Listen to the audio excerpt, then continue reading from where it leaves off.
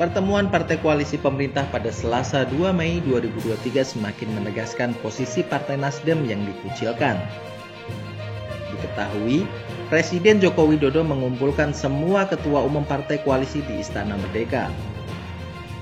Namun, Ketua Partai Nasdem Surya Paloh tidak tampak dalam pertemuan itu, meski Partai Nasdem masih menjadi bagian dari koalisi pemerintah. Ketua Umum Partai Nasdem Surya Paloh mengatakan Presiden Joko Widodo tak lagi menganggap partainya bagian dari koalisi pemerintah. Sekjen PDIP Hasto Kristianto mengungkapkan alasan mengapa Ketua Umum Partai Nasdem Surya Paloh tidak diundang dalam pertemuan ketum parpol di Istana. Hasto menyebut hal itu berhubungan dengan rekam jejak sosok Anies Baswedan yang diusung Partai Nasdem sebagai Capres 2024. Kerenggangan antara Nasdem dan pemerintahan Jokowi mulai terasa setelah Partai Nasdem mengusung Anies Baswedan sebagai Capres di 2024. Deklarasi ini juga menjadi titik balik hubungan antara Nasdem dengan PDIP.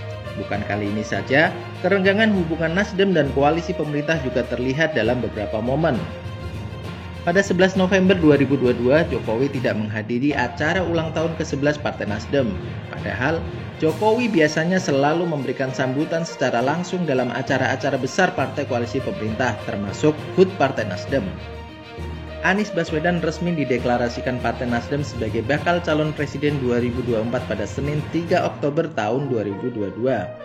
Partai besutan Surya Paloh ini sebelumnya mengantongi 3 bakal capres, yaitu Anies Baswedan, Andika Perkasa, dan Ganjar Pranowo. Dan Anies lah yang akhirnya dipilih untuk menjadi capres Partai Nasdem. Lembaga survei Carta Politika merilis hasil survei terbaru mereka di Pilpres 2024. Dalam survei Pilpres 2024, Ganjar Pranowo menempati urutan pertama sebesar 38%.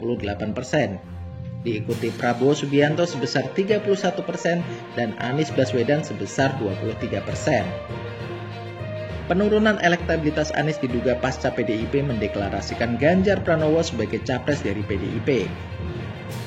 Kedatangan Anies Baswedan di sejumlah daerah pun diwarnai aksi penolakan, diantaranya adalah ketika Anies berkunjung ke Jawa Timur.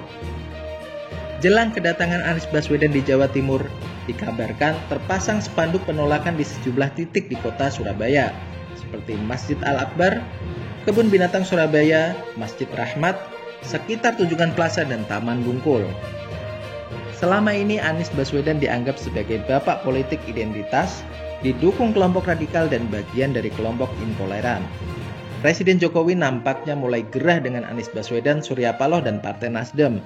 Terbukti dari berbagai kegiatan yang tidak mengundang Surya Paloh dan Partai Nasdem. Padahal, Partai Nasdem merupakan partai koalisi yang masih aktif mendukung pemerintah. Bahkan ketika Presiden Jokowi diundang pada acara Partai Nasdem, Presiden Jokowi memilih tidak hadir. Didepaknya Partai Nasdem dari Kabinet Jokowi pun semakin nampak nyata ketika Menteri Komunikasi dan Informatika Johnny G. Plate ditangkap Kejagung karena dugaan korupsi, di mana Johnny G. Plate merupakan menteri dari Partai Nasdem. Hal ini semakin membuktikan bahwa memang Jokowi ingin menyingkirkan orang-orang Nasdem dari gerbongnya. Tampaknya Anies Baswedan harus menempuh jalan terjal pada Pilpres 2024. Banyaknya penjagalan, penolakan, dan upaya menggombosi Partai Nasdem semakin terlihat nyata. Bahkan, partai yang tergabung dalam koalisi perubahan seperti PKS dan Demokrat pun nampaknya tidak banyak membantu. Justru mereka sibuk bermanuver sendiri-sendiri. Jika Anies Baswedan mampu menghadapi rintangan tersebut kemudian menawarkan gagasan dan gebrakan yang mampu mengatasi segala permasalahan di masyarakat, bisa jadi semua rintangan tersebut justru akan melambungkan Anies semakin tinggi.